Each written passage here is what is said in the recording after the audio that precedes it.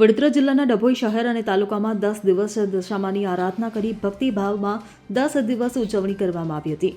10 દિવસ બાદ દશા માતાનું ધામધૂમથી વિસર્જન કરવામાં આવ્યું હતું।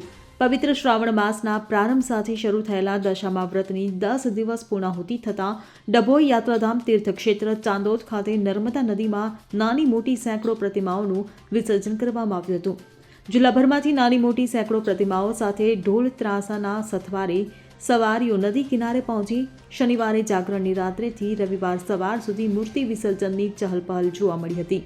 માતાજીના 10 દિવસના આતિથ્ય બાદ ભાવિકોએ નર્મદા નદી કિનારે પહોંચી આરતી પૂજન કરી બોટ દ્વારા નદી મધ્યે જઈ પ્રતિમાઓનું વિસર્જન કર્યું હતું। નર્મદા નદીની જળ સપાટી વધુ હોવાને લઈ પોલીસ તંત્ર, ગ્રામ પંચાયત તેમજ નાવિક શ્રમજીવીઓએ કોઈ દુર્ઘટના ન સર્જાય તે માટે સામૂહિક રીતે વ્યવસ્થાપન જાળવ્યું હતું। ફકીરા ખત્રી સાથે CN24 ન્યૂઝ ડભોઈ।